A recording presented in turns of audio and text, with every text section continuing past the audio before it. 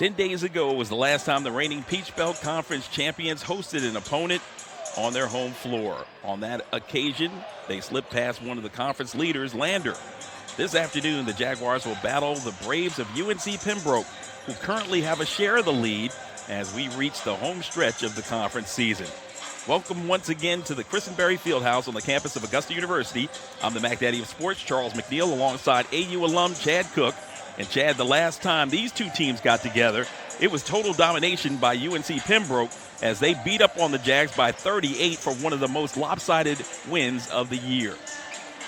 Yeah, in that game, I was at that game on the road, and Augusta played a perfect first half and found themselves up by 2, and that kind of framed the challenge that we'll see here today. The most talented team in the Peach Belt, one of the premier teams in the region, UNC Pembroke.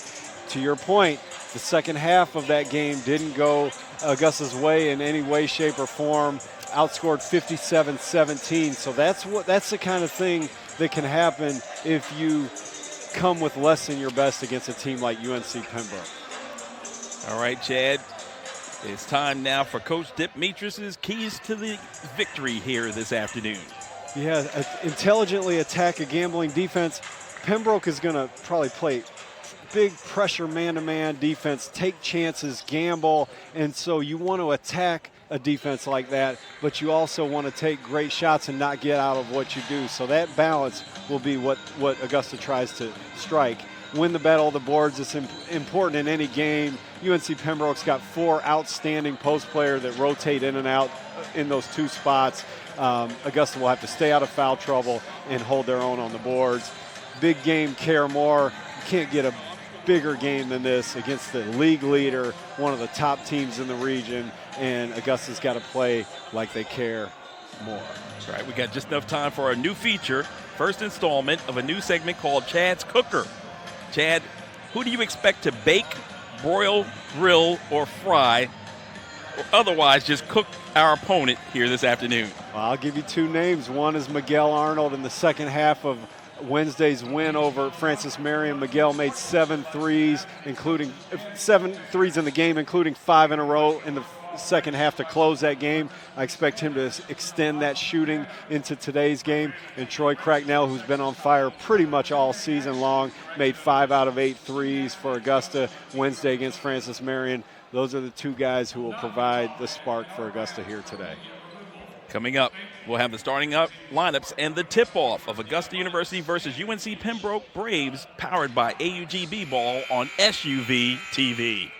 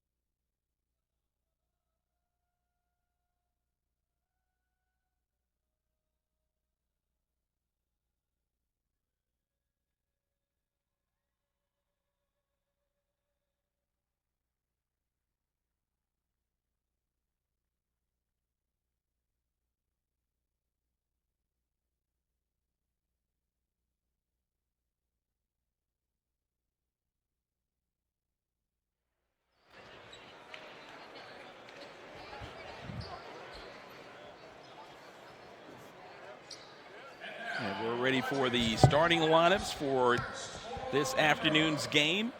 The visitors, UNC Pembroke, with a record of 19-4, 13-2 in Peach Belt Conference play, and tied for the top slot. They've won 9 straight games. They're the hottest team in the Peach Belt. Their road record is 9-2. And the last time out, they defeated Lander for the second time this season. This time by a final count of 81-66. They're 1-0 in overtime contests. And this is a big game as they're coached by interim head coach Tony Jones, who worked his way up from the bottom all the way to the top. He was a student assistant, then a grad assistant, then assistant and full-fledged assistant in 2017, named the interim on November the 25th of this school year, 2019-2020. He is a long-standing Brave through and through, graduated in 2015, got his master's in physical education at the school in 2018, and he's ready to show his wares here today. And what a great opening season he has had, Chad. For our young guy as the interim head coach, I think he's pretty much secured his slot as the head man going forward. Yeah, he's inherited a great group is what I would have to say. I mean, he's a good coach, very good, maybe a great coach. Got a great group of players as well. It's a scary team, Pembroke is. They lead Augusta in the head-to-head series all time, 43-17. A series that dates back to 1992. On January the 18th, at the Lumber Guaranteed Bank Court, they throttled Augusta by a final count of 94-56. It's a huge second half that got things rolling for them as they had to overcome a 39-37 AU lead at the break. They shot 71% in the second half, and that's the team in gold that we face here this afternoon. The 5 on the floor for Augusta, your starting lineup for Augusta: Tyree Myers, Rafael Montero, Tyshawn Crawford, Troy Cracknell, and Miguel Arnold.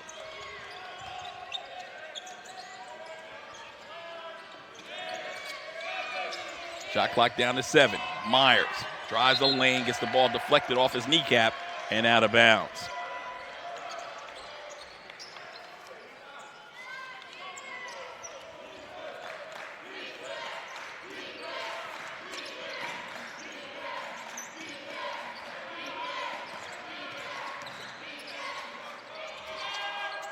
Shot attempt up and rebounded by the big fella, Crawford, who has come into his own over the last month or so, elevated his game to a whole new level as Myers tries to get the second opportunity in close. And that's off the front iron, no good. Cortez Marion Holmes with the basketball, gives way to Tyrell Kirk. 3 ball in the air, no good. And rebound pulled out of there by Arnold. And Arnold will bring it across the timeline. Augusta's had trouble getting what they want on offense on these first 2 possessions. We'll see if they can get something going into the post here on the third. Rafael Montero with the scoop. A whistle and a foul inside, committed. That'll go against number 5, Marion Holmes, the freshman. Everything's contested here. You see Rafael Montero finally has to go one-on-one against Pruitt.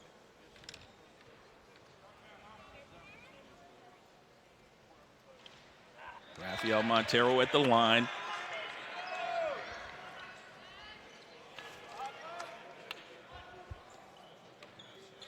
Montero, the leading scorer for the Jaguars this season. One of the top scorers at the free throw line as well. Makes the second. The Jaguar men are on the board. They've got a 1-point advantage. We're just underway. Pull up a chair and enjoy this afternoon's excitement.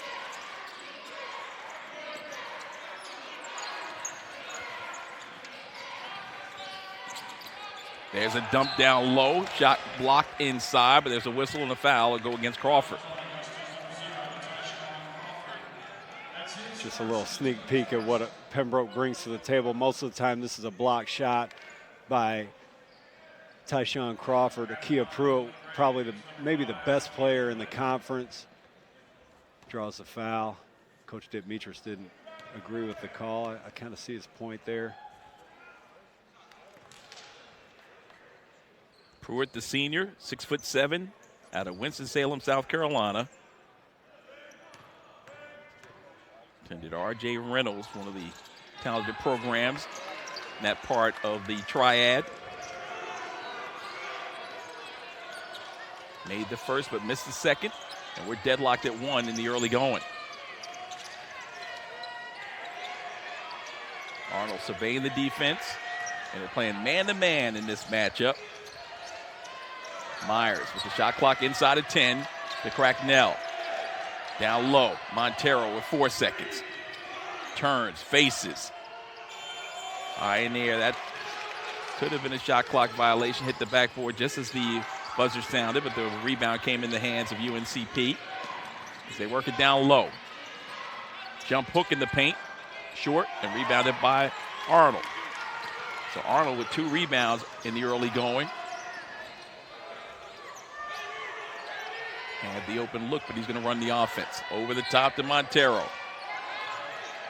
Had the lob, didn't want it. Out to Myers for a 3-ball. That's too strong and rebounded. Pulled out of there. They're bringing the ball on the front court. Kirk. Pruitt. Tell you what, both teams are really dialed in here defensively to start things out. A strong drive and a finish. That's Strother. So far, everything's been contested for Augusta here on this offensive end. No real quality looks for the Jaguars yet.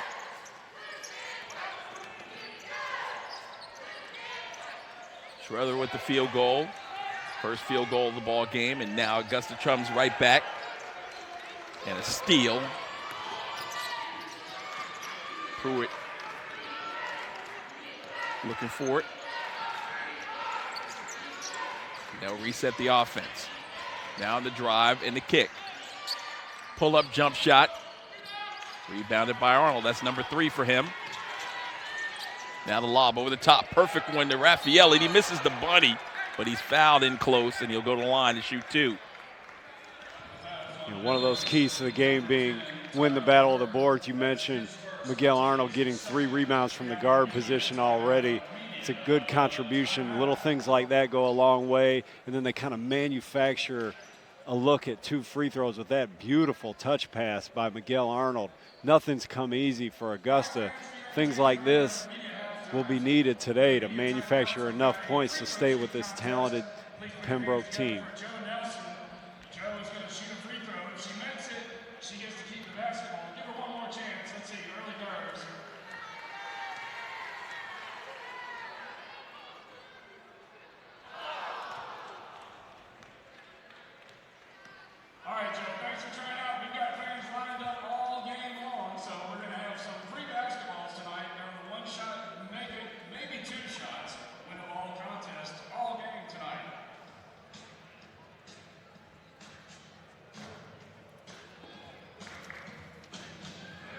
We touched on it on January the 18th, the loss at Pembroke, 94-56, that big second half performance in which they shot 71% to overcome that 2-point deficit. Pruitt led the way as he had 15 points and 10 rebounds. Ratliff with 14, Strother with 13, including 3 made threes in that ball game. And one of the keys in that early portion was a 9+ rebounding advantage, 14 assists advantage, and 8 in the turnover margin that provided that huge victory for the Braves. 4 players in double figures in that game, including Kirk with 10 points. We'll get further into the numbers of that first one as Montero at the line knocking down the first free throw.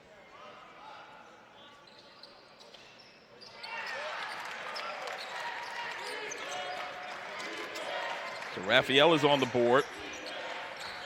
And we're deadlocked at 3 apiece. Double team on the floor. Myers fighting for it. Excellent defensive possession by Augusta. You have Tyshawn Crawford coming on the double team here, causing the ball to go loose, and Tyree Myers getting on the floor for it, bringing the possession arrow back Augusta's way on the next tie ball. Augusta coming into this game 16-7 record, 11-4, tied with Lander for 3rd place in the Peach Belt. Strother lost control of it momentarily, got it off to Ratliff. There he goes on the power drive and scores.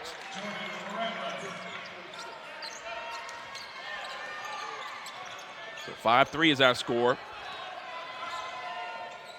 In that first meeting, Montero had 14 points, 6 rebounds, 2 assists. Crawford had 12. So the 2 double-digit scores for Augusta. And there's Tyshawn Crawford right on cue with the field goal. It's the first time he's gotten a clean touch in the post.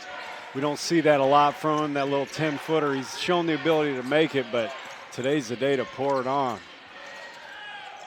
Nice drive by Ratliff. So Ratliff with back-to-back field goals. The redshirt sophomore from Gibson, North Carolina. And the lead returns 7-5. Myers. Power drive of his own, but got his pocket picked. Good steal by Ratliff. And here comes Marion Holmes. In the low post. It's Mounts. The big fella, 6'10", redshirt senior out of Elkin, North Carolina, Mount Airy High School. It's the biggest lead of the ball game for the Braves. They get it down low to Crawford. Mistimed as it deflects off the window. Marion Holmes running the point off his 6'6" frame, working on the right side to Strother.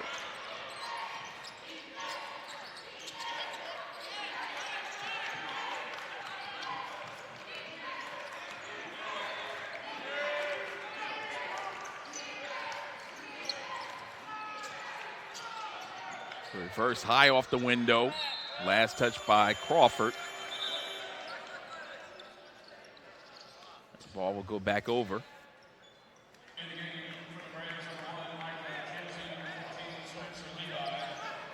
It's a great play.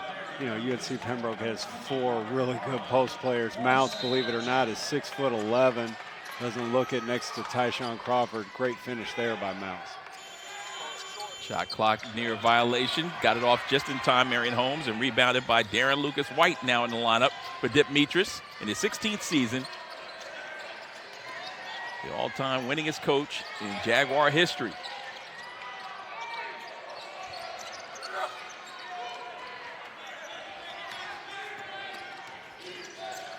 Pembroke. Robert Barloom now in the lineup for Tyshawn.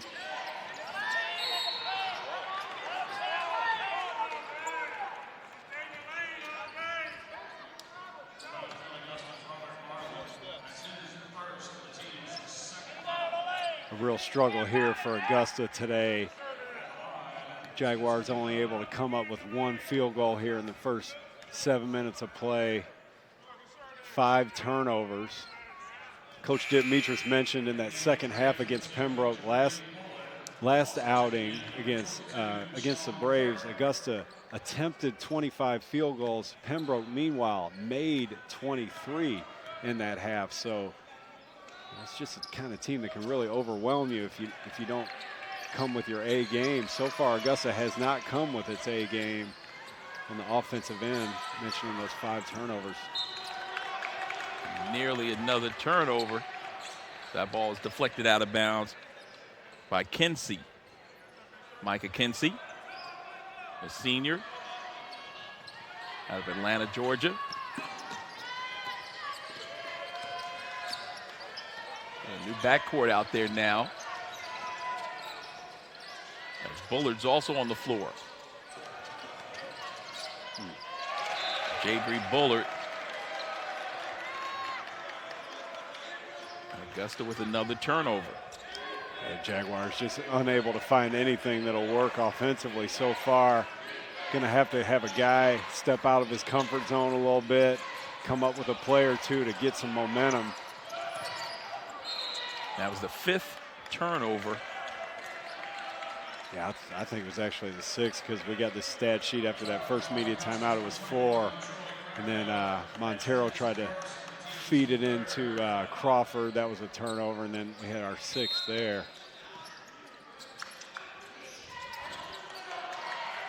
Fortunately for Augusta, they're not able to cash in. Now the break. Montero with the hesitation move goes to the left hand and a whistle. And Montero will go back to the line. You know, earlier in the half, we saw Miguel Arnold get his 3rd defensive rebound and then make a real nice touch pass to Rafael Montero to get him to the foul line. There you have Darren Lucas-White getting a big defensive rebound in traffic to get the ball out in transition, get Montero to the line again.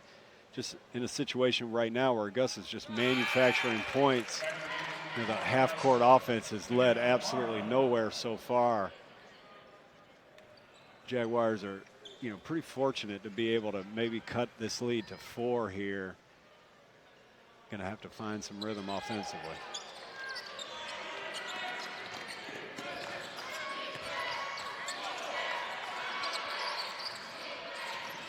Five-point lead. We'll have the under 12 timeout on the next whistle. Here's a wing pass, and Arnold with an open look. He'll get a second opportunity to Cracknell. Over top to Montero. Gonna back him down, go with the jump hook and find the angle. That's a favorable matchup for Montero. Got single coverage, Levi in the post. Levi's a heck of a player, but then an offensive foul called. Nice little spark here by Darren Lucas-White. 2 tough rebounds in traffic that lead to a couple Rafael Montero attempts on the other end. Augusta's fighting tooth and nail to stay in this game. And that last play, that when that illegal screen was called, you saw a big fist bump from Dimitris. This usually wouldn't be a mismatch, but you got to take them as they come against this talented UNC Pembroke bunch. Montero can score on anybody in single coverage. He does a good job there.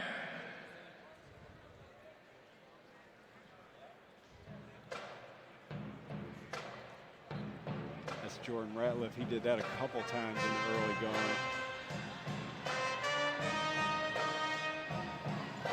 And we're going to see the first field goal of the game from Tyshawn Crawford. First field goal for Augusta, that is. Yeah, only 2 field goals for Augusta, 2 of 5 shooting. I mean, imagine that, what you just said, 2 of 5 shooting after 8.5 minutes of play. You know, 5 field goal attempts. That's where those, actually 7 turnovers for Augusta come into play. 0 turnovers by UNC Pembroke. Very fortunate to be able to be in position now to cut this lead maybe to 1 or to even tie it here with 7 turnovers on the board.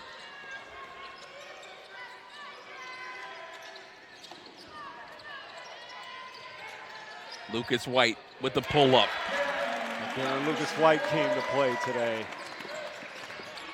6-foot sophomore from Capitol Hills, Maryland.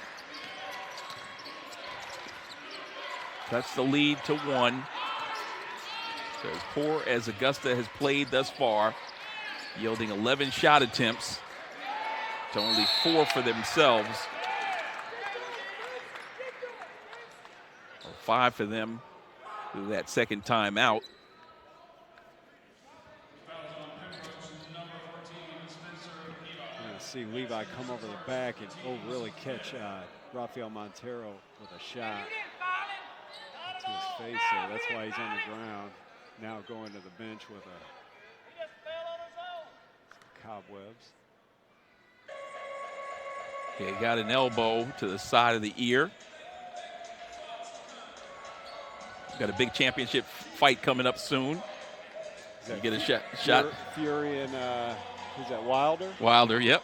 Got a little shot to the temple.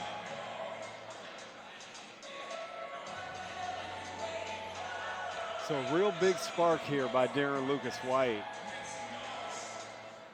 He's come in, got a couple tough defensive rebounds, gotten the ball out in transition. Got the ball out in transition once to feed Rafael Montero, give him to the foul line. Got another tough defensive rebound that led to a possession where Montero got the ball with one-on-one coverage in the post, and then that last play made something out of nothing, beat his man into the middle of the paint, made a nice little 10-foot pull-up jump shot. It's been the spark. I talked about, Augusta needing somebody to step out of their comfort zone a little bit, make a play or two, get some positive momentum going. It's turned out to be Darren Lucas White, the highly active guard off the bench, sophomore, been a part of so many of Augusta's big wins over the last 2 seasons. Another spark could be that play right there, Chad, because anytime you have an injury, especially something that it might not have been intentional by any stretch of the imagination. I don't think that the young man had any thought, Levi, of opening up a cut on Montero as the athletic staff working on him. Cracknell with his first opportunity from the top of the circle, and it is pure. The junior from Huntersville, North Carolina, 6'4", Troy Cracknell gives Augusta their first lead of the ball game in this pivotal matchup. And there's a steal off Levi, and Myers has it. Gets a high ball screen. Needs help. Got it to Tyshawn, and there's going to be a foul called against Tyshawn, and now Demetris is beside himself. Beside himself is right. Let's see if he has a right to be here.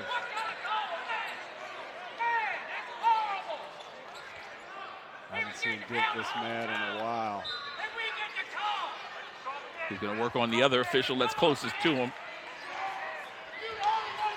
He just pointed to his head. I think he's kind of saying, Pembroke's got our guy bleeding over here, and then call that foul. Yeah, ticky-tack at best.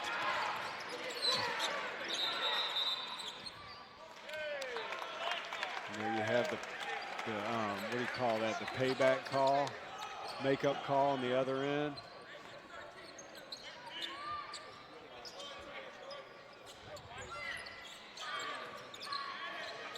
Tough spot for Augusta right now with Tyshawn Crawford on the bench with 2 fouls and Rafael Montero being tended to with a cut. Cracknell can come to the answer, and there he does. He answers the bell.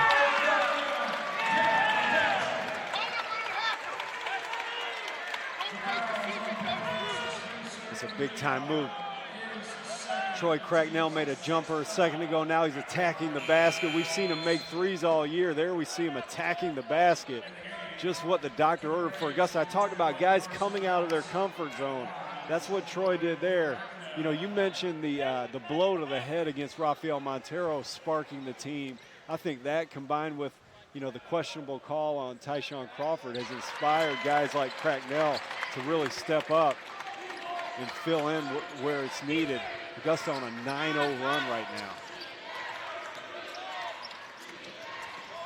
The largest lead is 4. And now another offensive foul. More play by Troy Cracknell, fighting for post position, fronting Kirk in the post. Draws the foul on Kirk, who kind of pushes him with his forearm to clear space. That was the exact same foul that Crawford got whistled for and forced him to the bench. That's right. So it's good for the Goose, apparently good for the Gander. One thing you have to be concerned about if you're a Jaguar fan is Rafael Montero is now stretched out to our right. I'm not sure if he's They're being checked out in the concussion protocol based on that shot that he took. We touched on it, the boxing analogy. It might be accurate here.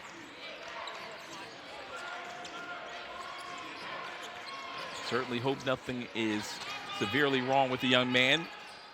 As a reverse, no good. Follow-up try in close, no good. Now they kick it out on the wing for a 3 ball, and it's perfect. That's Kirk on the board for the first time. 6'4", 180. He's a junior from Whiteville, North Carolina.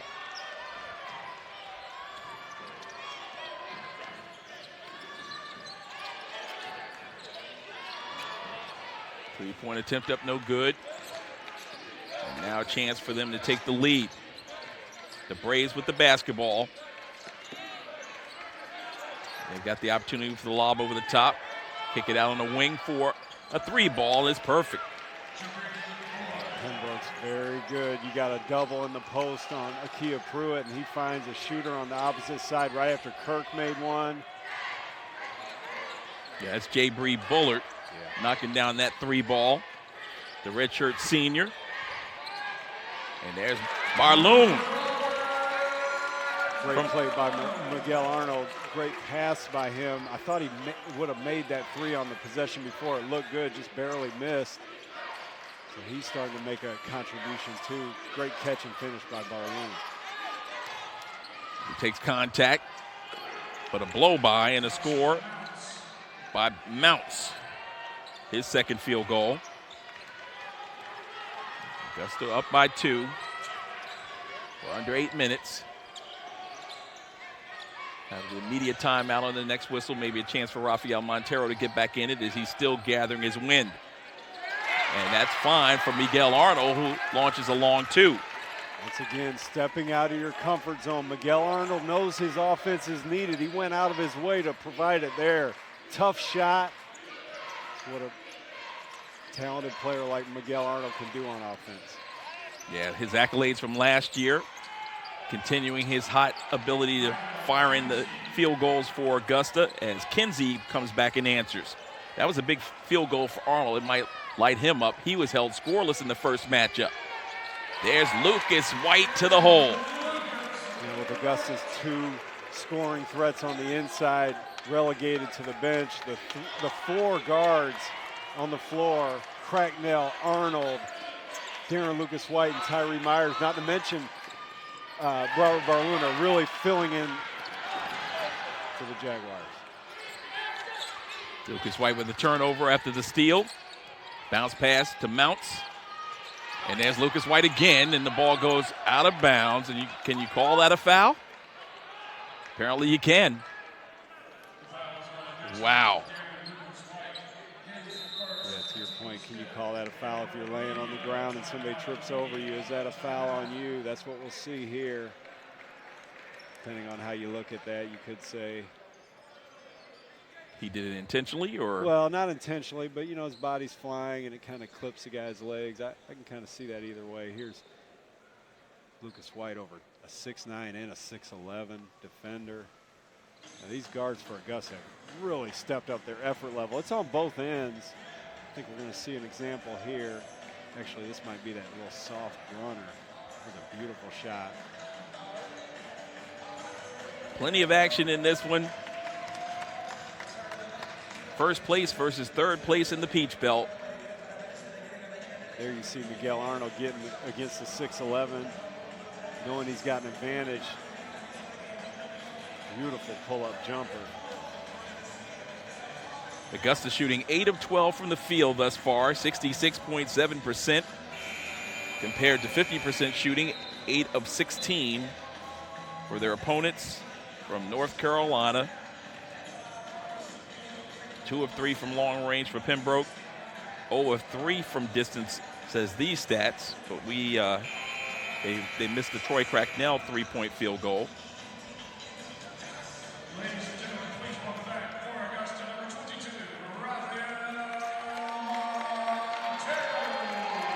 Okay, very glad to see that it wasn't a concussion situation with Rafael Montero. By the look of that bandage on his face, I'm thinking, what do you think? He probably got some stitches, right? Yeah, Yeah, and that's hard to do in that amount of time. So props to the training staff for getting him sealed up. And props to his teammates for holding down the fort while he was being worked on. That area is going to be a little tender to the touch as well, Chad. In a physical game like this, kind of love it if the crack staff had like a little mask for him. I just can't say enough about the player. Troy Cracknell, Darren Lucas-White, Miguel Arnold, Tyree Myers, they're everywhere on defense, just coming up with something out of nothing. They're, post pass in to Mounts, and Troy misses a free throw. Post pass into Mounts, and they somehow knock the ball loose, and Troy unable to capitalize on the other end. Augusta was 5 of 7 from the charity stripe before that miss, and there's Myers with a steal. Racing all the way into the hole, and he scores. His first field goal for Tyree. Moore making something out of nothing for Augusta. Tyree Myers playing the passing lane in this 2-3 zone, getting a field goal on the other end. Myers had 7 points, he and Cracknell, in that first meeting between these two.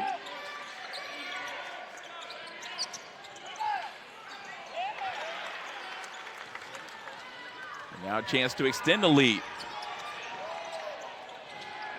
Miguel lining up a 3-ball. We had a look at that. I thought that was in all the way. Back the other way. Yo-yo dribble. Strother gets it out high to Kirk. Right side to Strother. Steps inside the line and pulls up. Rattles off and into the corner, and that's headed toward Clint Bryant, the athletic director. This isn't the prettiest half of offensive basketball that we've seen from Augusta, but it is probably the most effort I've seen from these guys, especially on the defensive end. 2-point lead. With near 4 minutes left to go in the opening half.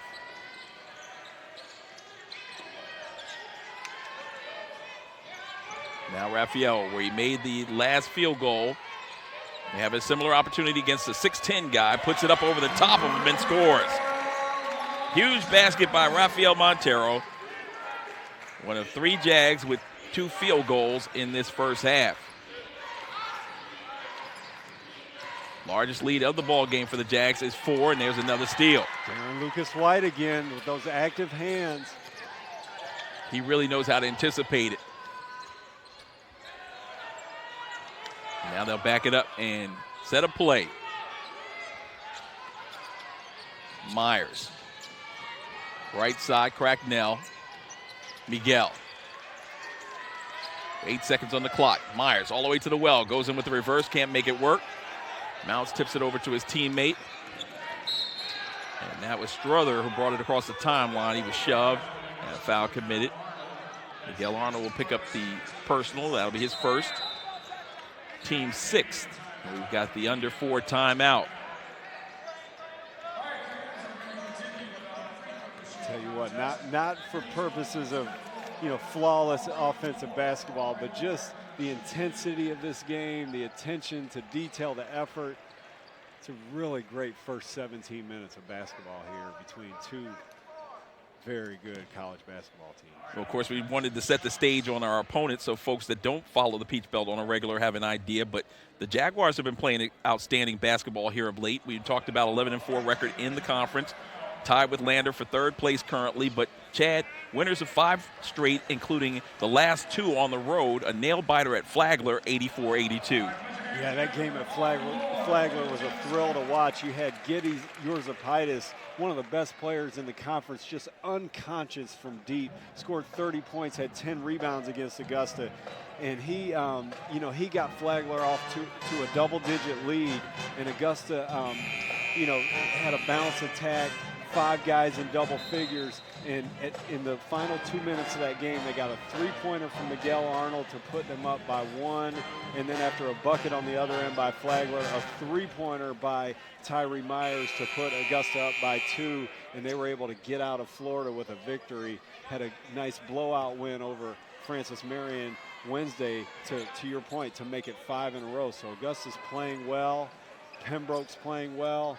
It's a prime-time Peach Belt matchup right here. Yeah, on that Wednesday night victory for Augusta over Francis Marion, Miguel Arnold with 22 points, 6 made threes in that ball game. Tyshawn Crawford with a double-double, 20 points and 10 boards. And they were doing things really well. Crawford also had 2 assists and 2 blocks in that game. So deuces were certainly wild. 87-67, a 20-point victory for the Jaguars. So big field goal out of the timeout. Cuts the lead to 2. And Arnold looking around, waiting for it, but Montero says, I got it, brother. Puts it home and 1. More just manufacturing points, something out of nothing. They get it where they want it to Montero in the post. He gets a quality look up. Now watch the activity of Troy Cracknell and Darren Lucas White. Actually, that was White in there just tapping the ball in heavy traffic, tapping the ball to Montero, producing 3 points out of nowhere. He's got 11 in the first half. Rafael Montero leads all scorers. The senior out of São Paulo, Brazil.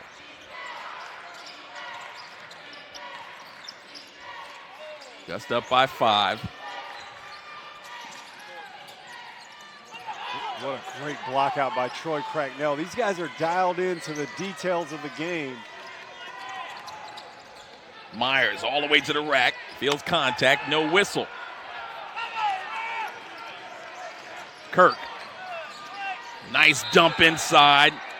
And they're going to call him for an offensive foul before the pass to Marion Holmes.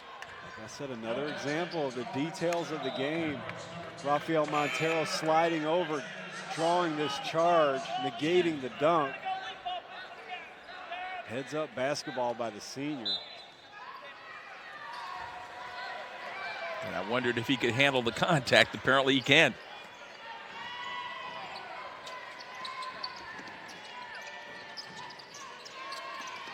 Over the top, it's Montero. That's all day long. That's the second time today that Miguel Arnold's made an almost impossible touch pass to Rafael Montero. He had to throw that pass perfectly, and that's exactly what he did. 13 for Montero, 7-point edge, and a perimeter 3. That's Bottoms. Strother stroking the three-pointer at the top. They cut the lead down to 4.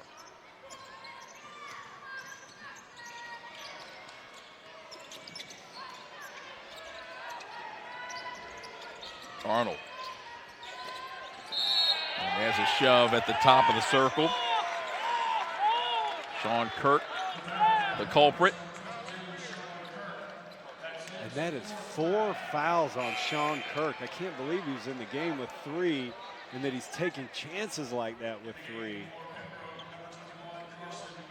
O'Neal Armstrong, the assistant at Augusta, he and Dip both had confused looks on their face when the public address announcer rendered the 4th.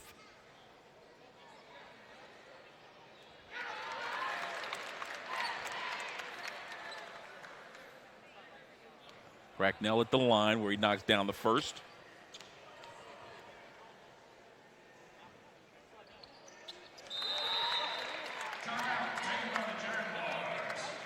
I like the timeout by Augusta's Demetrius. You know, we talk all the time about so many media timeouts.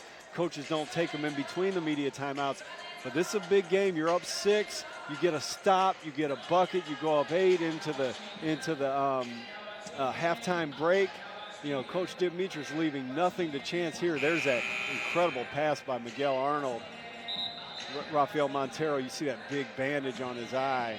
Rafael Montero was being fronted, and Miguel Arnold just threw a perfect pass to him. Yeah, if nothing else, he's got butterfly stitches. I just can't say enough about Troy Cracknell and Darren Lucas White. Rafael Montero playing with that cut on his eye. These guys are just selling out for the team. And come to think of it, that block out by Troy Cracknell. It's just, these guys are doing all the little things.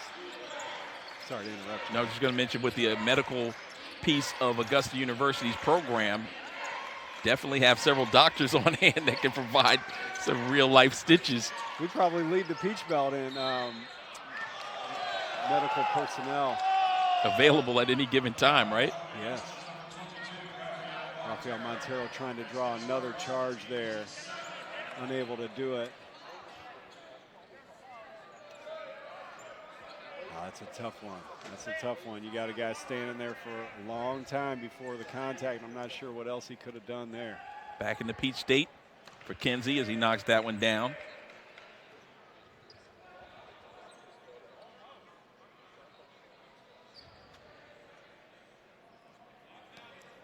Great instant replays by SUV TV, you know, to isolate that block out by Troy Cracknell.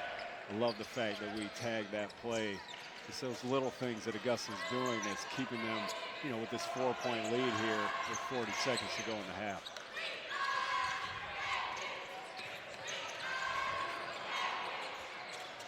Four-point game. Montero takes Mounts, can't finish. There's a kick out three. Halfway down and pops out, and then Montero will pick up the foul underneath. He didn't agree with that call at all.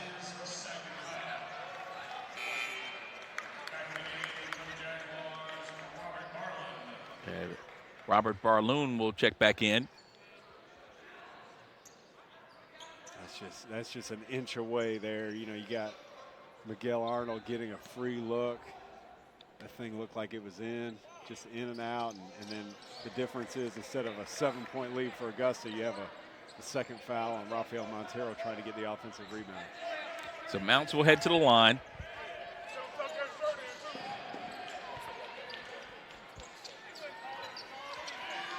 And the lead has been cut down to 2. So Mounts with 6. 4 in the game for Kinsey. 5 in the contest for Strother. And there goes Lucas White with the pull-up at the free throw line. Tip in by Cracknell at the buzzer. Troy Cracknell with a sensational first half of action here this afternoon. 10 points unofficially, including this one at the buzzer. Pull-up jump shot by Darren Lucas White. And then Troy high above the rim to tip it home and give the Jaguars an increased lead of 4.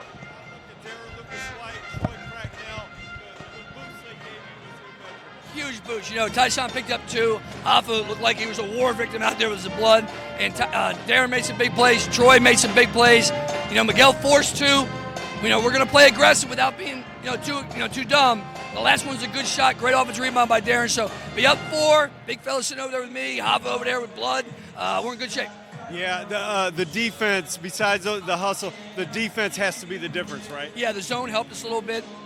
You know, they're snaking the dribble a little bit. We're trying to ice that ball screen. We really haven't been hurt on second shots, so we're giving ourselves a chance. We're going to have to play better this half. The tempo is where we want it. They didn't get on 8-0 runs. We didn't really get 8-0 runs. That's why it's a 4-point game. Good luck second half. Okay, guys, back to you. All right, thank you so much, Chad. Appreciate that. And the coach definitely excited about this lead at the break, considering the amount of time that Rafael Montero, the leading scorer, had to sit on the sideline. Only played 15 minutes of that available 20 in the opening half compared to all 20 played by Troy Cracknell. Second leading scorer in the first half was Cracknell, including that tip at the end. 3 of 4 from the field, 3 of 4 from the line. He had 9 points and 2 rebounds. Rafael Montero, who got off to such a solid start at the free throw line, hitting his first 4 free throws, finished up 5 of 7 from the charity stripe, 4 of 6 from 2-point land, and 13 points and 2 rebounds for him. Other scores for Augusta in that first half, Miguel Arnold had 4. It was 2 points in the game. Let me back that up. Rafael Montero with 13 points, and then Miguel Arnold had 2. It was 2 for Tyree Myers, 2 points for Tyshawn Crawford, 4 in the game for Darren Lucas White, and 2 for Robert Barloon. For UNC Pembroke, They were paced by 6 points in the game for Muntz, 5 points for Strother. It was 1 in the game for Pruitt, 5 in the game for Kirk, 4 for Ratliff, 3 in the contest for Bullard, 4 for Kinsey, and 2 for Levi. For the 30 points on the board. Other notes, Augusta shot 54.2% from the field, 13 of 24. They were 10 of 21 was Pembroke in that first half, 47.6%. So a 7% differential in favor of Augusta in that first half shooting. 3-point shooting, 3 of 6 for Pembroke. Augusta 0 for 5 from long range. They counted that Cracknell shot as a 1-point field, make it 2-point field goal as opposed to a 3-point field goal. Free throws, 7 of 8 shooting for UNC Pembroke at the line, 87.5%. We shot 8 of 11, 72.7%. Augusta outscored them in the paint, 20-10. 7-5 the advantage for Augusta in points off turnovers. And second chance points also belong to Augusta, 11-3. Bench points in favor of Pembroke, 9-6. And only 1 basket, and that was to Augusta on the fast break. The score was tied 6 times with 4 lead changes. Pembroke led by as many as 6 in the first half, the 12:59 mark, and Augusta with a 7-point advantage by virtue of what they're telling me here at the 1:51 mark, their largest lead. And those are just some of the numbers of interest. After the first 20 minutes of action from the Christenberry Fieldhouse in this pivotal matchup, the team that's tied atop the conference, UNC Pembroke, trailing at the break 34-30. And you're watching exclusive coverage of Jaguar basketball. It's powered by AUGB Ball on SUV TV. We'll be right back.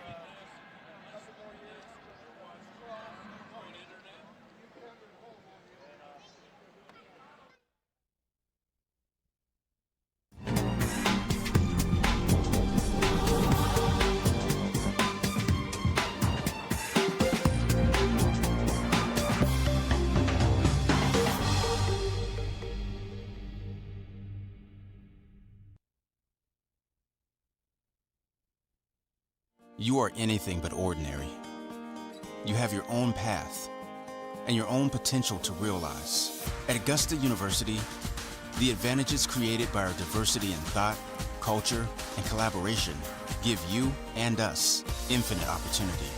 Together, we're changing our community, our campus, and our world. We are boundless. We are Augusta University.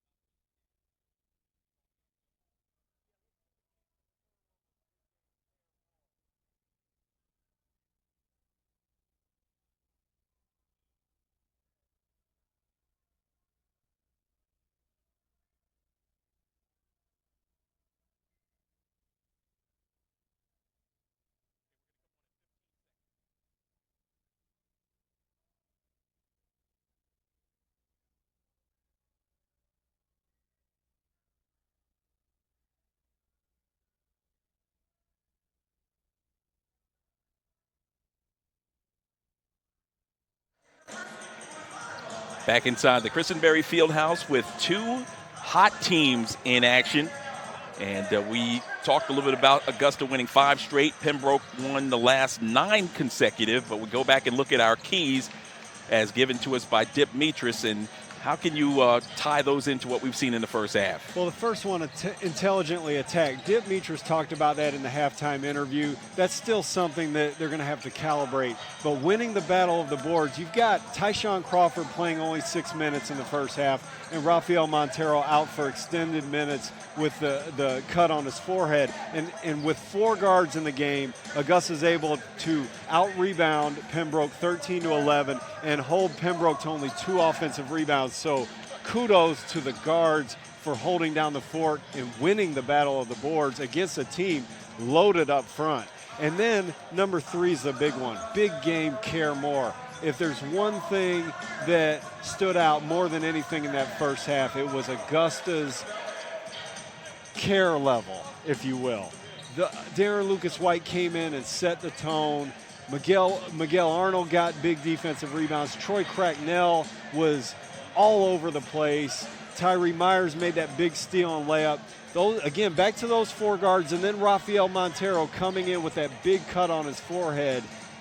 If there's a team that wanted it more in the first 20 minutes, it was Augusta. Now the trick will be in the next 20 minutes, you're going to have to also play well because you got to put both together against a team like Pembroke. You got to out-effort them and also play your best basketball. Yeah, people might have been a little bit concerned in the onset. We turned the ball over a ton, but then things changed. Yeah, and I harped on that continuously. Augusta, after 7 minutes of play, had 7 turnovers, and Pembroke had yet to turn it over. Well, here we are 13 minutes later, and Pembroke's got 7 turnovers, and Augusta only has 9. So in the 13 minutes after I made that point over and over, Augusta won the turnover battle 7-2. So a big swing of momentum in Augusta's way to close that half. We saw that Troy Cracknell tip in right before the buzzer. Augusta will get the ball on the first play of the game. I think the ball goes in to Rafael Montero on this first play, and Augusta will try to extend this 4-point lead. In case you're just tuning in, Augusta was led by Rafael Montero, who suffered a cut over his right eye. It happened just minutes into the first half of play. He was out for 5 minutes of game time, and fortunate to have him back on the floor and an outstanding performance. Didn't do what he normally does on the boards, but he has the second half to make up on that. 13 points to lead the way for the Jaguars. Troy Cracknell with that big tip at the buzzer to extend the lead. He has 9, the second leading scorer. Balanced scoring on the part of UNC Pembroke. 6 points in the game for Mounts to lead the way. Second half is underway, and Augusta's starters on the floor to begin this one. Tyshawn Crawford, who wants it down low, along with Tyree Myers. Troy Cracknell out on the perimeter. And there's a 3-ball by Myers, and it's good. Now, I should have predicted the ball going into Tyshawn Crawford instead of Rafael Montero. With him only being able to play 6 minutes in the first half, it makes perfect sense that Dip Mitras wanted to run that first play through him, and he made a masterful pass to Tyree Myers, who buried it. And right back the other way. Now, Pruitt, one of the best players in the conference by a mile, 6'9", jumps out of the gym and has a sweet stroke like he showed there from the elbow of the free throw line. Alex Pruitt held to 1 point in that first half, quickly gets off the snide in the field goal shooting department with that field goal, and Augusta with the turnover gives the ball back. Cracknell's going to rip through here and just get tied up. Actually, he's trying to enter the ball into the post. Good quick hands by Tyrell Kirk on that play. Strother brings it in.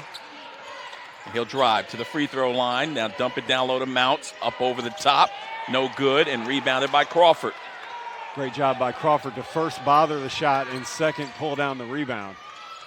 Nice dump into the big guy. The jump hook, no good.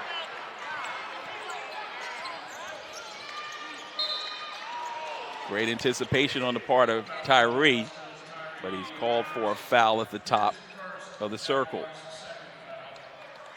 Tyree's so good at that. We're going to see him. This is probably not a good call by the official. Tyree jumps into that kind of a push-off, I thought, on the offensive player there. Anticipation. At the top, 3 ball. Long rebound, controlled by the gold-cladded Braves of Pembroke. And now a steal. That's Cracknell off to Myers. Fumbles the basketball, now has it in the front court. Working down low to Crawford for that patented jump hook. Big time basketball by the 7-footer. Patient, goes over the right shoulder. Nobody's going to block that shot, but it's still a tough shot to make, and he did it beautifully there. Right back the other way. That's Kirk. Kirk's really good coming off that screen and roll. He's real patient, gets to his spot, able to knock down those 15, 16-footers and make it look easy. Tyrell Captain Kirk with his second field goal. He's got 5. Crawford in the post. Goes in and powers it over the 7-footer.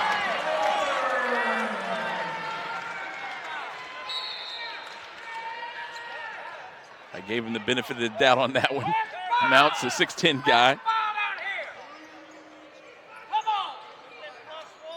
Big time slam dunk that you'll see in just a moment.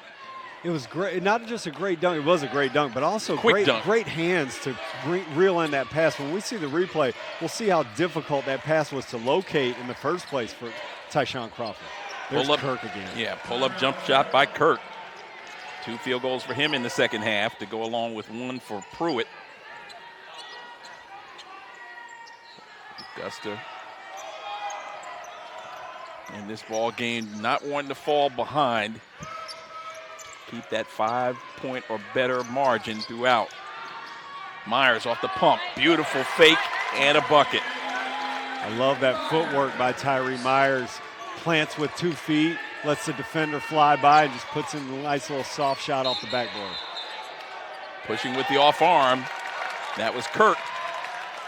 And that's offensive. We get a chance to take another look. Watch this catch by Tyshawn Crawford. Has to locate the ball in traffic, comes down with it, and then powers it. Good start to the second half by Tyshawn Crawford. Remember, they went to him on that first play, and he found Tyree Myers for the open 3. So his play has been right on time for the Jaguars. The thing I like about it, Chad, was he went straight up quickly with it. A lot of times we see with Tyshawn, he gathers and, make sure his feet are underneath him before he powers it home. He wasted no time of going over the top. So 7-point lead for Augusta.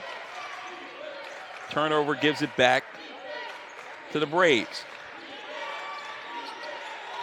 Mounts. Oh. And that ball goes out of bounds. They say off Crawford. I'm surprised there wasn't a contention about that call. I felt like Mounts dribbled that ball out of bounds on his own. I think we were fortunate because it looked like a little bit of contact by Crawford. They got him around the hip area. Strother tries to throw it inside, and it's stolen away. Here comes Lucas White. He's got a breakaway opportunity. Right hand too strong. Tip up again by Cracknell. Great job by Cracknell, always in the right place at the right time. Tyshawn Crawford stripped that ball and made a beautiful touch pass to Darren Lucas White. Crawford's basketball game for a 7-footer just blows me away. He does so many little things that you don't expect from a guy his size. UNCP in search of their 20th victory of the season. Trail by 7 before that made field goal. Make that 9 before that made field goal. Coach Dimitris pointed both fingers at his temple, told Miguel Arnold to think here. Don't give him an extra shot. He did jump into him. He tried to pull back at the end. You know how that gets called these days. You know, if you touch a guy beyond that 3-point line, if you're beyond the 3-point line, you are a special favored person. And anybody who lays a finger on you, beware. And also you as a shooter, I know you can relate to the fact you don't want anybody coming underneath your legs when you take that opportunity. No doubt about that. This is a great play by Tyree Myers. He got the switch, the big man Pruitt guarding him on the on the switch. Look at that touch pass. I love that pass by Tyshawn Crawford. Darren Lucas-White goes strong to the hole, and how many times have we seen this today? Troy Cracknell in the right place at the right time. Again, just manufacturing points for Augusta. That gave, you noted it, that gave Augusta a 9-point lead. Jaguars are just really playing good basketball. You know, the potential 4-point play on the other end kind of halts that momentum, but the team's really rolling right now.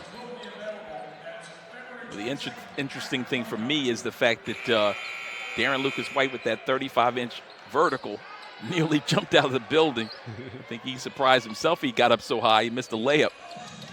Well, you know, I tuned in with about 5 minutes to go in the first half of the Francis Mary game Wednesday, and evidently I missed a play where he attacked the basket and tried to dunk on a guy and missed it. But it was like, from what I hear, one of the most impressive missed dunks of the season. So Darren knows what to do when he gets a lane to that rim. Ratliff at the line looking for the unconventional 4-point play. And with it, he cuts the lead to 5. And we see Darren Lucas. We've been talking about Darren Lucas-White, and I think when he checked in the first half, he didn't check back out once. So we'll see how many minutes he earns in this second half. He sure earned his way in those first 20 minutes. Lucas-White to the rack again. Throws it up, nearly found the bottom. As underneath him was number 2, Strother.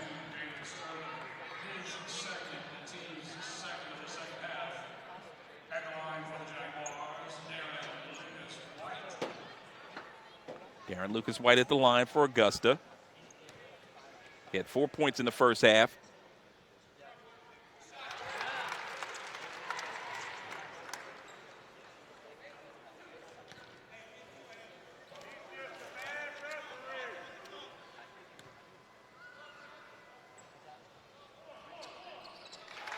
He's pure on both of those. Augusta falls back into that 2-3 zone that was so effective in the first half. Pembroke attacks this almost like it's a man-to-man. You'll see Kurt get a high ball screen here likely in a second. Dribble penetration and a reach in. And a foul is called underneath on the strong drive by Ratliff. We're going to call that on Troy Cracknell. Let's see if we get a look at it here. Cracknell's going to help.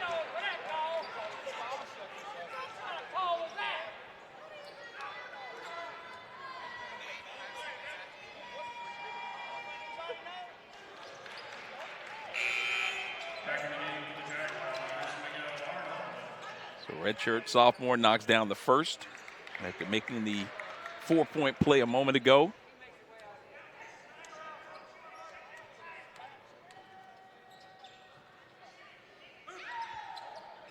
He's got 6 in the second half and is in double figures to lead the way for the Braves. So I mentioned the Braves 19-4, 13-2, tied with Lander atop the conference standings. 9 consecutive victories. Augusta riding a 5-game win streak of their own as they go over the top to Tyshawn Crawford. What a pass by Rafael Montero. These passes over the top of the fronting defense on Tyshawn Crawford have been something to watch for Augusta. We've seen Arnold do it. We just saw Montero do it. Nice reverse move there, Chad, by Levi. Sure was. Pembroke's got 4 legitimate scorers in the post, Levi being one of them. It's part of what makes this team so tough.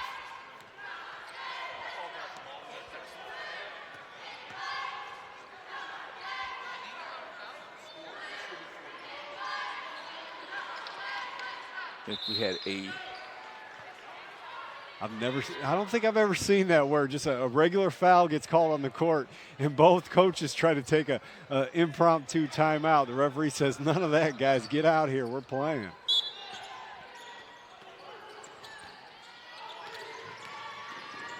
Yeah, never heard the actual call on that one. Well, it was a foul.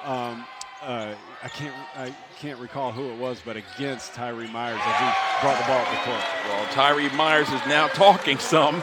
as he knocks down the 3 ball. Yep, he's talking and he's smiling. He's feeling it.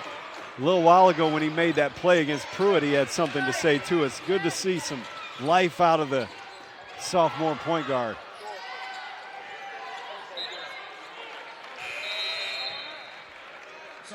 You know, one of the best games I've ever seen Tyree Myers play was last year at home against UNC Pembroke. Scored 21 points, if I remember right. I think he missed 1 field goal. It was one of the best performances I saw last season from a Jaguar.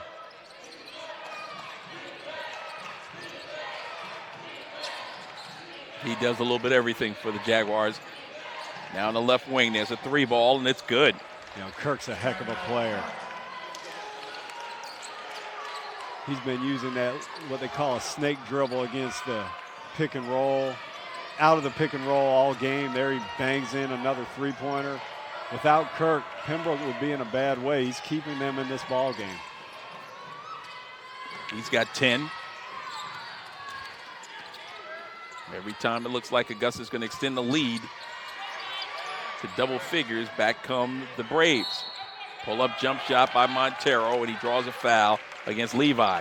How smart is Rafael Montero? He sold that. He set that up. Levi had his hand in there, and he kind of pumped through his hand right here to show the ref that he's got his hand in the cookie jar, and then he does it again. He had already kind of alerted the ref to that situation, kind of an NBA play there by Rafael Montero.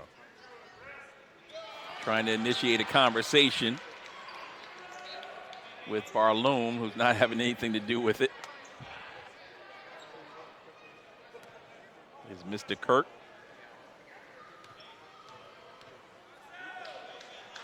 Montero, after the rare miss, knocks down the second.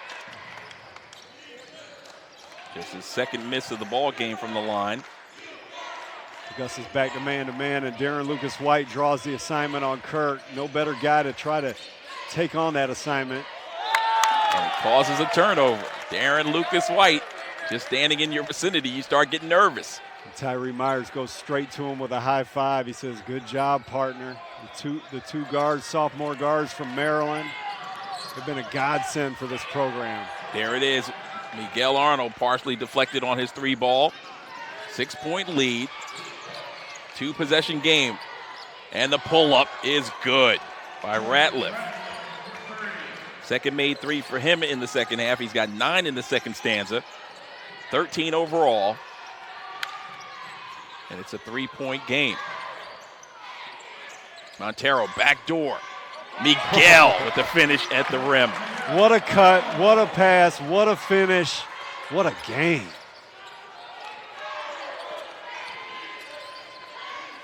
Top of the circle, Kinsey.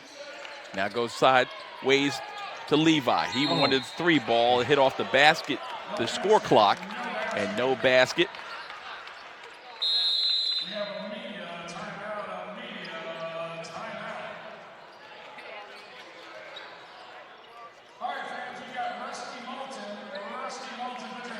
Watch this pass. I think this will be, Rafael Montero. You see the slip. We call that a slip from Miguel Arnold. He had a screen from Tyree Myers, and he rejected that screen and cut back door. So much of Augusta's offense comes from that kind of teamwork, those kind of reads. Such an intelligent team. Speaking of intelligence, reading the defense, playing over the top. Beautiful touch pass from Montero to Tyshawn Crawford.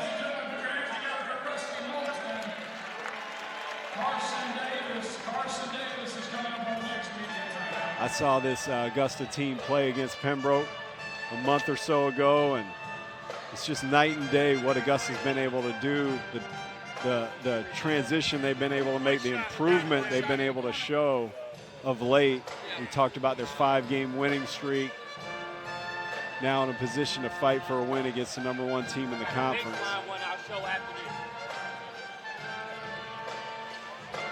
We've got the referees at the monitor here. Do you know what they're looking for, Charles?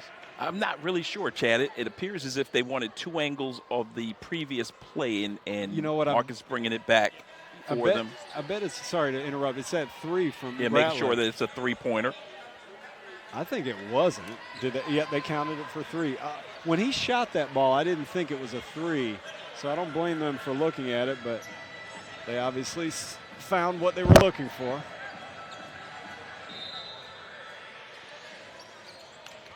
Yeah, that's a tough look from our vantage point. I was also wondering if that was going to be another foul call on the shot. Ratliff really kicks his legs out and tests the defense to see if they'll bite and make contact. Speaking of contact.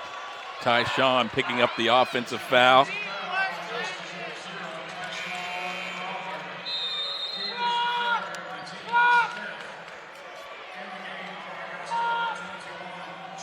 This might be a good sell job by Sean Kirk.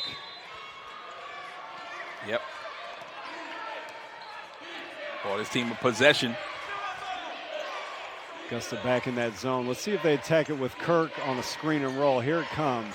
He'll snake around this thing. Pull-up jump shot is good. I love his control. He just, he just plays. He takes what the defense gives him, gets inside the three-point line, and then uses his length and his shooting touch to get his way. That was Kirk with the field goal. Backdoor feed. Myers inside. There's a whistle and a foul committed.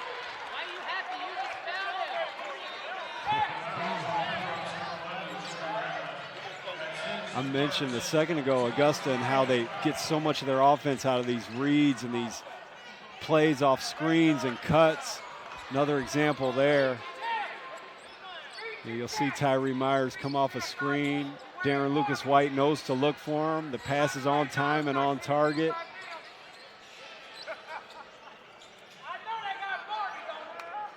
Ratliff thinks he didn't foul him. Sure, Augusta thinks they didn't foul Ratliff on that 3 earlier. Myers at the line for the first time this afternoon. Set, spins, and fires, and that's good.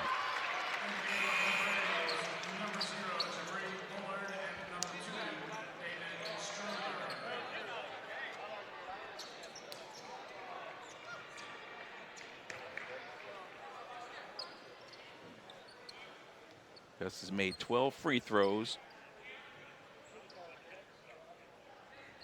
with only 3 misses thus far this afternoon.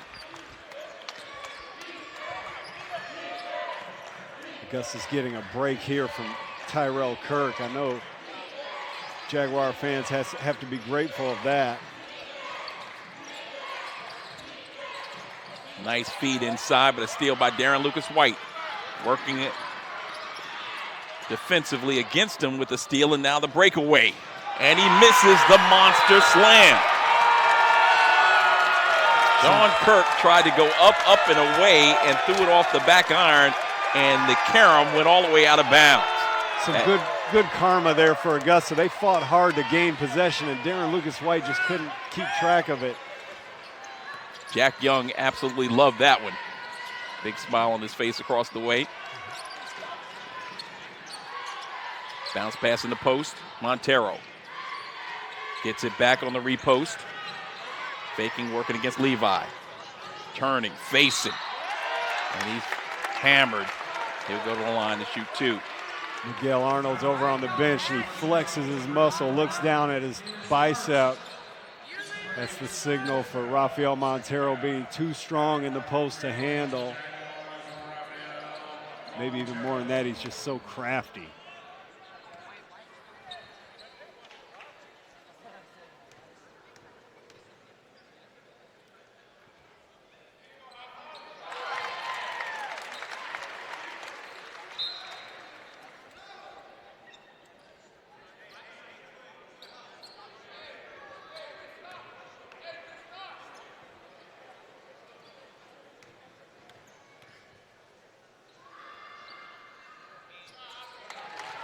He knocks down a pair here. Montero with 16 points in the ball game. 3 of those here in the second half.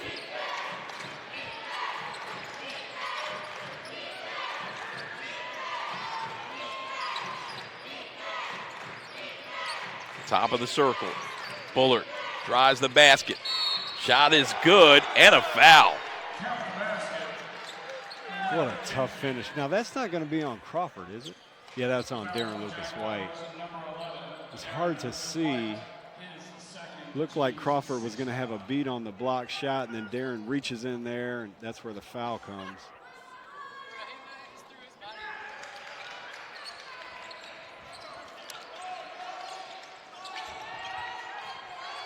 Bullard, the transfer from Newberry, just up the road.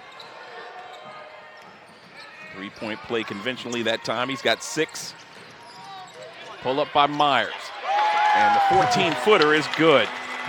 Tyree has plenty to say after that one. I haven't seen Tyree be this offensive in quite a while. I love to see it.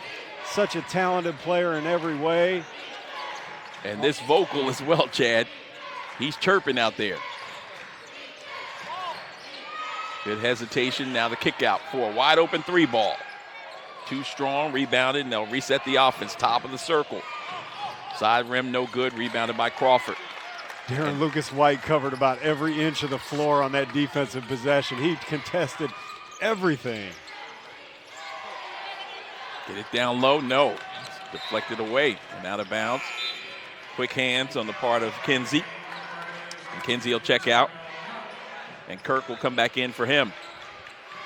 Here's Tyree Myers. Maybe pushed a little. No, didn't really push there. Beautiful pull up by the sophomore point guard. Through all that, just a 6-point lead for Augusta as we near the 8-minute mark.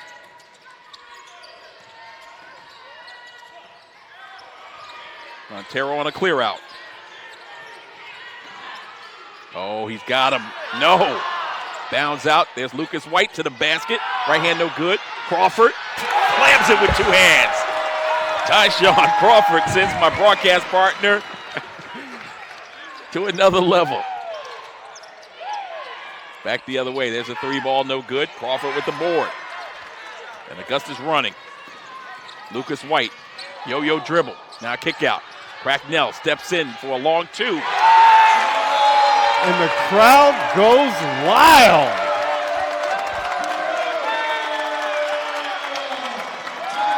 Troy Cracknell with 13 points in the ball game. Tyshawn Crawford really firing up the guys near the bench. He is animated. Watch him gather this ball and finish with authority. The most dominant force in the Peach Belt Conference. Lets out a huge yell after that follow. And then, boy, I'll tell you what, if anybody deserved to see the ball go in the hoop, it's Troy Cracknell. He's been everywhere for Augusta today. Puts them up by 10. First double-digit lead of the game. Here's Cracknell again. We talked about him, players getting out of their comfort zone. That's the second time Troy's put the ball on the floor for a bucket here today. Can't say enough about this effort from Augusta. I think we honestly may have the most friendly rims in the Peach Belt Conference. I'm seeing shots that doesn't seem like they're feasible during the timeouts where the fans are coming in young and old, get chances shooting. Rusty Moulton was just out there from Red Fire Media, saw him, and old friend of mine from years gone by. And he knocked down his first, improbable as it might have been. And then we just had a young fan, under 10, just knock one down. And he touched every portion of the rim before his fell home. So, well, you know, he's shooting on that rim that Tyshawn Crawford just did a number on. So he might owe Tyshawn an assist there. You have to tell me, though. I think they may have replaced both of the backboards. I'm not sure. You know, I was confused as to which one it was that Tyshawn ripped down a few weeks ago in practice. Either that or they went up and did some Windex work on it. 10-point game, largest lead of the ball game for Augusta. And a smart play by Rafael Montero. What a play by Rafael. First quick hands by Tyshawn Crawford to knock that ball loose, but watch this play by Rafael Montero. First Tyshawn slaps it loose, and then Rafael just says, I'll throw it off you instead of throwing it to my teammate. See another look at it here. He didn't even look for a teammate. He said, I know what I'm going to do with this ball. You're standing out of bounds. I'll just throw it off of you. Just so heady. Who thinks of that? Yeah, you know, it's a thing that is probably done, but I can't remember the last time I saw it. Usually you see a guy saving the ball, trying to throw it off the other team at a guy who's in bounds and ricochet out of bounds. But the guy standing out of bounds, real simple, just hit him. Rafael Montero, a winning basketball player in so many different ways. As you just got a chance to see Kiera Howard standing up there as the cheerleaders came out on the floor. She gave him a hearty smile and wave as the women were victorious in game one of our doubleheader, Chad, 69-63, another big win for Millette Green. That's right. You know, I'm interested to know, you might have already called it out, who called that timeout? I didn't call who actually called it, but based on the board there, it looks like it was Augusta. Okay, and again, you know, big game. Coach Dimitris, you got a 10-point lead. You have possession. Let's get a bucket here. Let's go up 12. Let's go up 13. You know, he wants something specific here, and he's got a 2-on-1 break. And there's a lob over the top. It was intended lob, but there's Cracknell again. He's everywhere. Troy Cracknell. We're going to call Troy. Right place, right time, Troy, after this one. That's his third bucket, just being active, following missed shots. Levi in the low post, and he posts up the big guy and scores over him. That's the second time he scored on Tyshawn in the post. Two very impressive buckets here in the second half by Levi. He's got 4 in the ball game. 67-57, still a 10-point edge. Now Crawford, jump hook, too strong. Lucas White nearly had the slam, but I think Montero may have slowed down his roll. And there's Levi again going in and penetrating and getting one called against Crawford, who was in the wrong place at the wrong time. I think Tyshawn, he was hustling on that play, and I think he just got a little tired. So you're going to see him almost pick up a foul there. And so, you know, he's trying to get back in the play. He just doesn't quite get his body set in time to avoid that foul.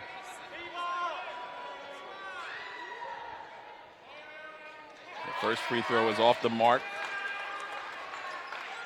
So Augusta back with Tyshawn Crawford out with 4 fouls. Augusta back with a lineup that worked wonders in the first half. A 4-guard lineup. Troy Cracknell moves to the 4.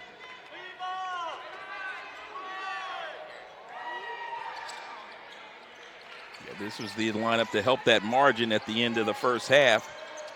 There's the second one good for Levi. 3 of 4 from the line. He's got 7 here this afternoon. The lead is 9. Lucas White to Cracknell. Lucas White to try to find Montero, but their zone is packed in. Shot up no good and rebounded. Marion Holmes pulled down the board. First time he's been in action in a while. Sees over the top of that 6'6" frame. Strother, Levi, Ratliff, a whistle.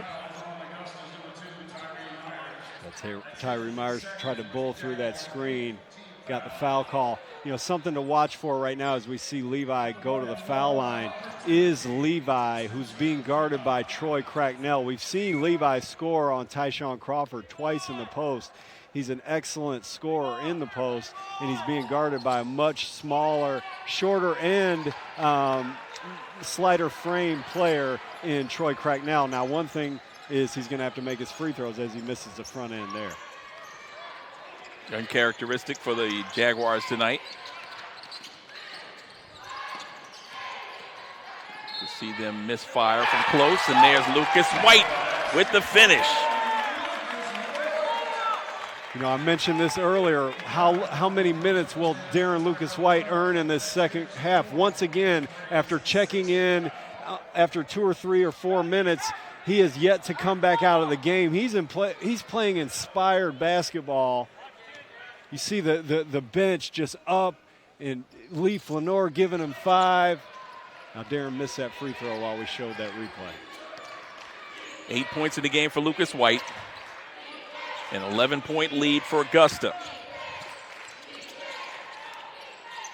Pull up 3, no good. There's Lucas White showing off the leaping ability again. January 18th, nearly 4 weeks ago, Augusta lost to this team 94-56 at their place. And looking to bounce back and get closer to the top slot in the Peach Belt. Taking the school, why don't you? Tyree Myers, 4th field goal here in the second half. 3 from 2-point variety, 1 triple, and a couple of free throws.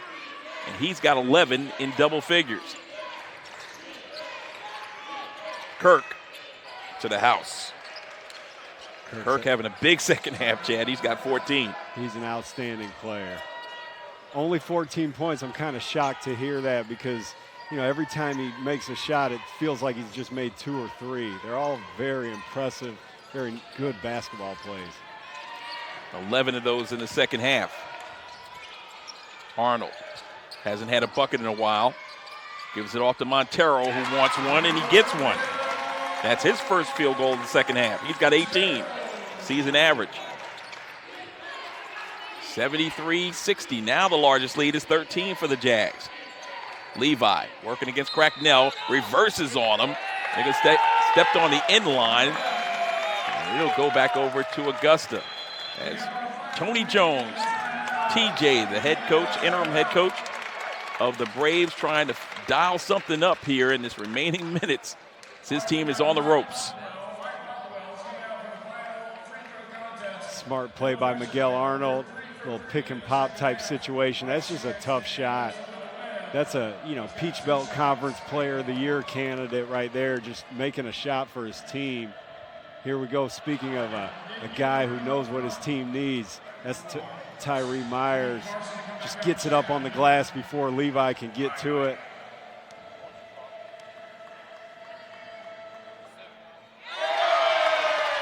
This is going to be Darren Lucas White with the attack at the rim. Not sure where he got fouled on that play, but great finish.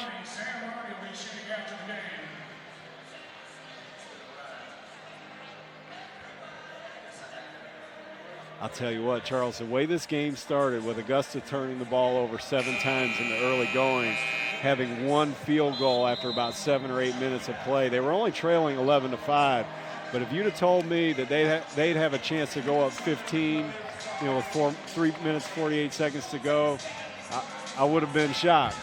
And that's the play of Augusta today has been quite frankly pretty shocking. This is the kind of play that, you know, can, if built upon, can really take a team towards a championship. We already touched on it, but Pembroke 9-2 on the road this year, and the hottest team in the Peach Belt. And Augusta, the big win they had against us was the second in that 9-game win streak that they're now on.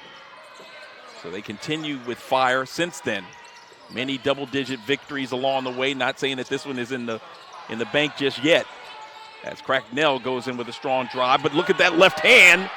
Will it come off? It does in the hands of Levi. Kinsey. So they've got life, down by 13, looking for a big bucket here.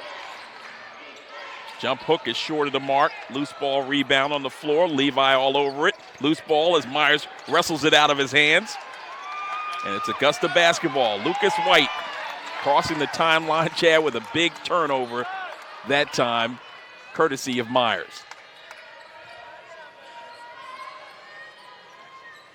I just can't say enough about the inspired play, the hustle, and the determination of these Augusta Jaguars. What'd you say in the pregame? Big game what? Care more. 73-60 after the turnover. Back the other way. High pass into the corner. Great save.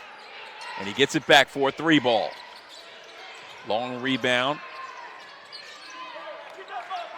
Ratliff working it over to Kinsey. Gives it off to Levi. Gathers contact, and he'll go to the line to shoot 2.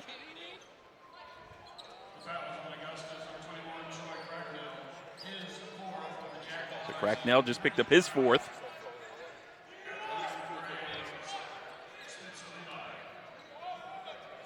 Levi's been furiously demanding the ball against this mismatch. He's also been having a heck of a time converting at the free throw line.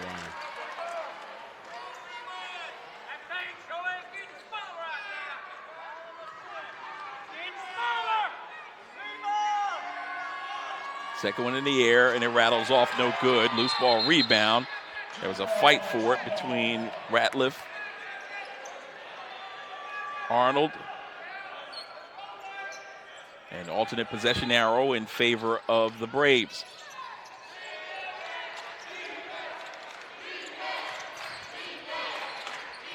Pull-up jump shot.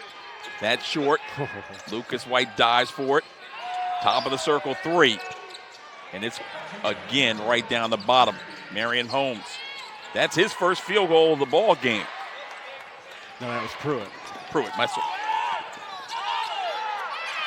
Thank you so much.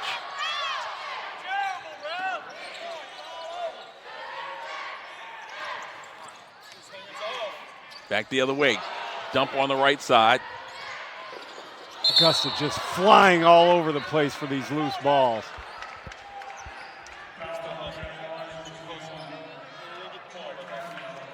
Watch this hustle. First, Rafael Montero goes to the floor to get it. Throws it out. Then Troy Cracknell goes to the floor to get it. It's going to be a foul on Augusta, but you cannot discount the effort.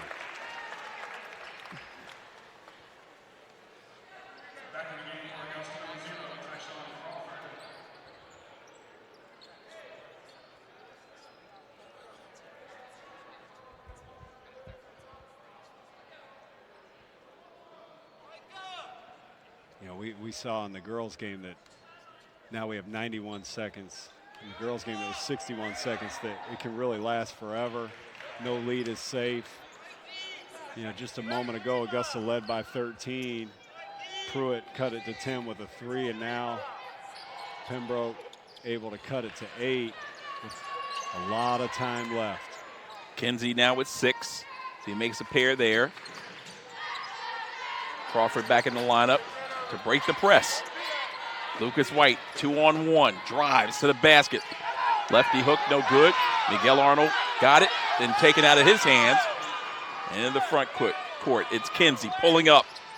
Rebound by Augusta, tipped around, still loose. Oh my goodness. Now out on the wing, there's a 3. Frantic pace, and Myers flies over everybody, takes down 3 guys. Braves are on the ground, injured, you know, smarting from all this physical play. Darren Lucas White, Tyree Myers just laying out for these balls. And the crowd absolutely loving it.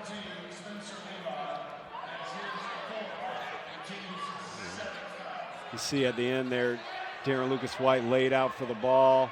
Tyree Myers is about to go up for one. And he actually went over the back of his teammate on that one. Yeah. So it wasn't a foul. And it was Arnold who actually caused the knee issue or ankle issue on the part of number 11, Ratliff. As he was falling down, he took out the leg of Ratliff. Incidental contact, I would say. Myers a perfect 3 for 3 at the line. Well, when it comes to the contact right now, this game is not for the faint of heart. There are bodies flying every which way. You know, we talked about in the pregame the keys to the game. Big game, care more. Augusta has delivered on that with flying colors. Again, I keep going back to Darren Lucas White, unable to be taken out of the game. He has played with an effort level that has made him unsubstitutable. And the key in this whole game could be the defense against Akia Pruitt. As you mentioned, one of the elite scorers in this league, held to 3 points through a large portion of it. And I've got him unofficially with 6 in the ball game. Yeah, that sounds right. Made a nice little shot at the elbow of the free throw line, made that 3, and then he got a free throw early when Tyshawn Crawford fouled him. Pull-up jump shot. That's short of everything, and it goes out of bounds. So Ratliff throws up an air ball. Augusta up by 10. Augusta's run of defense these last several games, the amount of points they've held their opponents to has just been incredible. Augusta now trying to work against the press. Myers has it. He's trapped, gets it off to Montero. There's a reach in and a foul. That's committed by Strother. You know, if this current advantage holds for Augusta and they notch their 6th straight win, they'll be looking at holding Aiken to 71, Columbus State to 64, Lander to 71. They gave up 82 to Flagler when Giddy Yorzapaitis was absolutely unconscious. Francis Marion to 67. Right now, Pembroke's at 65. Those are numbers you don't see in the Peach Belt. Pull-up jump shot, too strong. There's Crawford for the big rebound. Holds it high over his head and gets a foul committed by Levi, and he's done. I want to give you a say in who I interviewed, Charles. I'm looking at Tyree Myers and Troy Cracknell. You have any special requests? Yeah, I'm thinking Cracknell is the guy. I mean, he did everything. The tip in it at halftime to extend the lead to 4. He's gone on the floor. He's distributed the basketball. He's stolen the basketball. He's shot from the perimeter. He's rebounded. He's done everything. Yeah. Crawford misfires. Crawford with another double-point performance with 10 points in the game. Not sure of the rebound numbers just yet, but we'll get those in a few minutes. And last check, he only had 2 boards on the afternoon, but nonetheless, Augusta avenges their worst loss of the season. They lost on January the 18th, 94-56. But today, at home, Augusta captures their 6th consecutive victory, taking care of business on their home floor, as they have done time and time again in Peach Belt Conference play. And with a strong second-half performance, they win this one by a final count of 75-65. So 41-point performance in the second half for Augusta, 31 in the second half for UNC Pembroke. And Pembroke, who is tied for the standings, atop the standings, in first place, finds themselves in position right now where Augusta is nipping at their heels. They were tied with Lander, and then depending on Lander's results from today, an opportunity for Lander to have sole possession of first place, and Augusta right there looking at second place as they prepare for this one. Chad's got a couple of special guests. Let's check in with them. Okay, guys, we got to be nice and loud. We got the band playing here after the huge win. Troy, I feel like you really came out of your comfort zone and did so many things today to help the team win. You've been a three-point shooter your whole career, but, man, you did it all today. Tell me about your performance. I mean, they took the ball away from me a couple times, and they wanted to make me put it on the ground, so I did. I got about 2 3-pointers up, and other than that, I just attacked the ball every time, attacked the rack, and I just tried to do what I could for the team. Your defense has really come along throughout the season. Today, you're rebounding on offense, you're attacking off the dribble. Can't say. Should we expect to see more of that kind of stuff going forward? I'm trying to be what the team needs me for. So if they need me to go on the boards and attack the basket, I'll do that. But I'm just trying to be all around play and be the best I can be.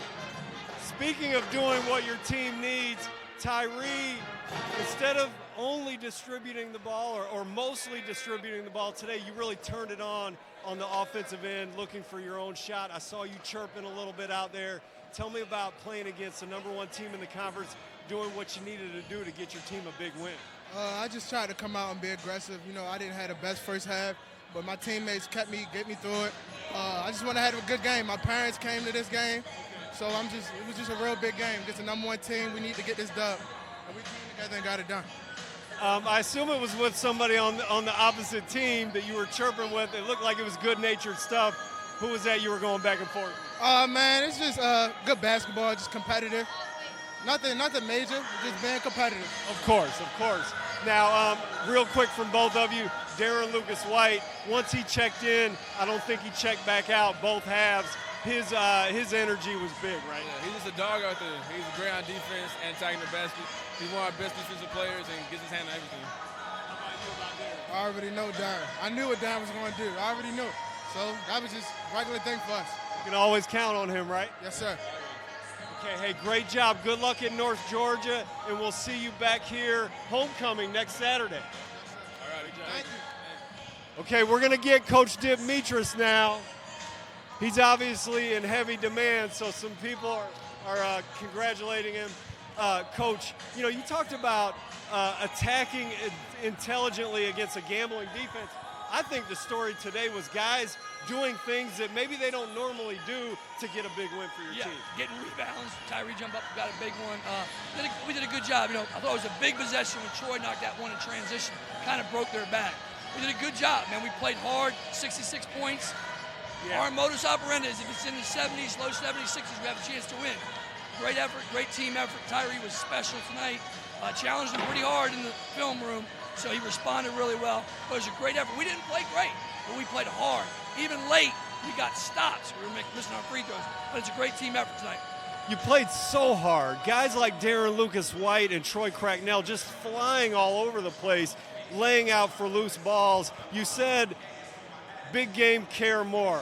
That was the difference. Yeah, one time Troy dove, and then Darren dove on top of him, and Tyree dove on top of him. It looked like rugby, Australian rules football. But no, it was a great effort. We got a couple times we were a little anxious. Darren was a little anxious one time, Miguel one time.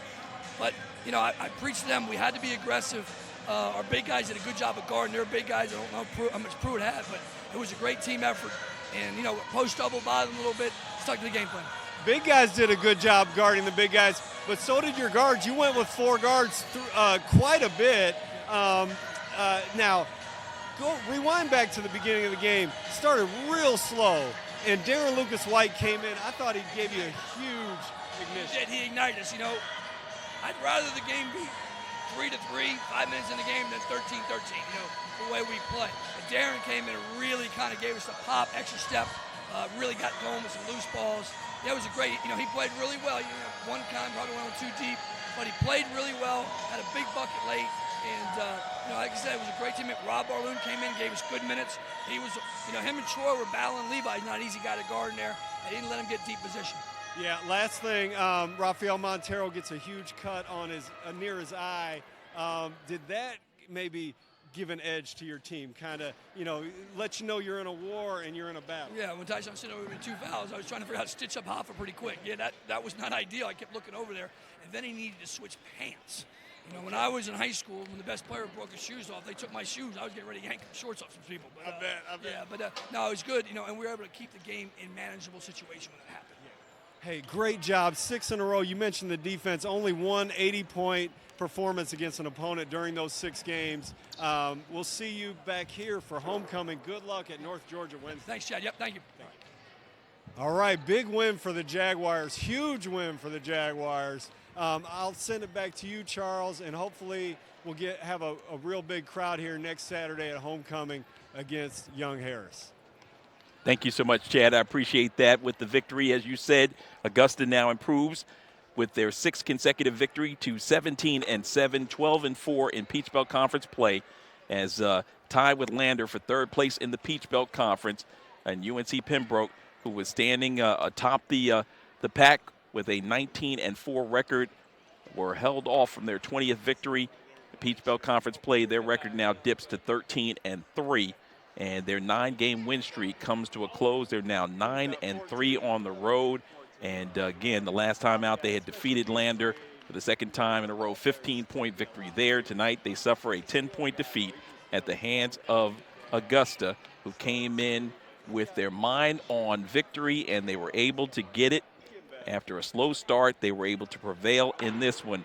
Final count, 75-65. Let's go through the scoring for you First from the visitors, from UNC Pembroke, they were paced by Tyrell Kirk, who had 16 points, Jordan Ratliff with 12, 9 points in the game for Micah Kinsey, 8 points in the game for Spencer Levi. It was 3 in the game for Jabari Bullard, 6 points in the game for Akia Pruitt, and 5 points for David Strother.